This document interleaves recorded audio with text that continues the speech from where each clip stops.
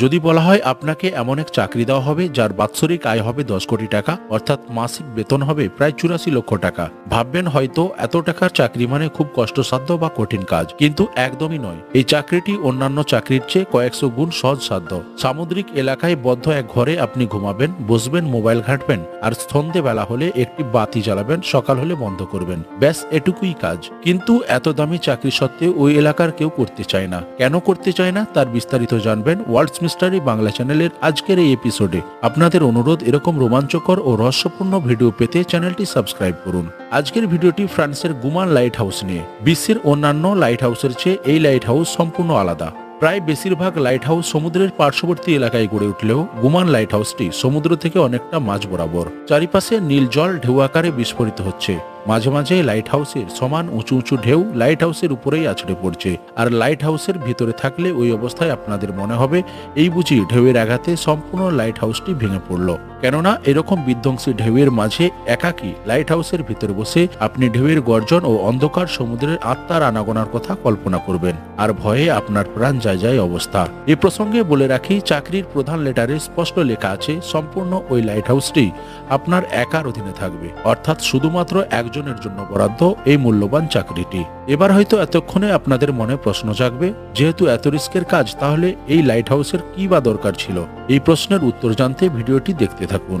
আমরা জানি যে প্রাচীন যুগ থেকে মধ্যযুগ, যখন কোনো গাড়ি বাড়ির তেমন ব্যবস্থা ছিল না, তখন যাতায়াতের প্রধান মাধ্যম ছিল স্থলপথে ঘোড়া বা গরুর গাড়ি, আর জলপথের প্রধান মাধ্যম ছিল সামুদ্রিক পালতোলা জাহাজ। নিজেদের ব্যক্তিগত প্রয়োজনে হোক কিংবা বাণিজ্য, তখন জলপথই ছিল যাতায়াতের প্রধান মাধ্যম। মধ্যযুগে জলপথের বাণিজ্যের কাণ্ডারি ছিলেন ক্যাপ্টেন মার্সিয়াস।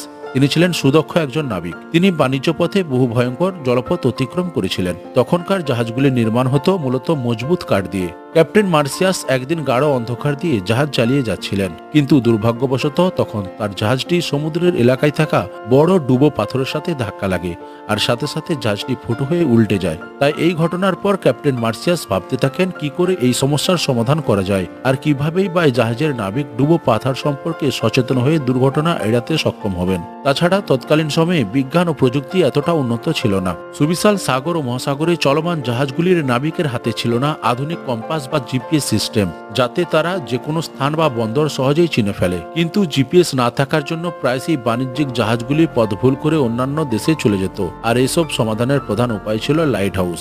তখনকার দিনে যদিও সন্ধ্যা তারা ও ভোরের শুকতারা দেখে নাবিকরা দিক নির্ণয় করত, কিন্তু বর্ষাকালে বা অন্যান্য সময় মেঘলা দিনে তো আর তারা দেখা যায় না। তাই এসব সমস্যার সমাধানের জন্য মূল উপায় ছিল একমাত্র এই লাইট হাউস। এছাড়া ক্যাপ্টেন অ্যালিস একদিন তার জাহাজ নিয়ে প্রশান্ত মহাসাগর অতিক্রম করছিলেন। কিছুক্ষণ পর তিনি দেখতে পান হঠাৎ কালো মেঘে আকাশ ছেয়ে গেছে, তার সাথে উঠল ভয়ানক তুফান, আর এই জন্য ক্যাপ্টেন অ্যালিস অন্ধকারে পথ হারিয়ে ফেলে। পরদিন সকালে যখন তারা নিজেদের আবিষ্কার করেন, তখন দেখেন তারা একটি দ্বীপে উঠেছে, কিন্তু প্রবল ক্ষুধা ও তৃষ্ণা নিবারণের উপায় না থাকায় তাদের মধ্যে বেশিরভাগ ক্রু মারা যান। এরপর বিশ্বের ইতিহাসে সর্বপ্রথম লাইট হাউসের ইতিহাস শুরু হয়। ক্যাপ্টেন অ্যালিস লাইট হাউস নির্মাণ শুরু করেন ওই সময়।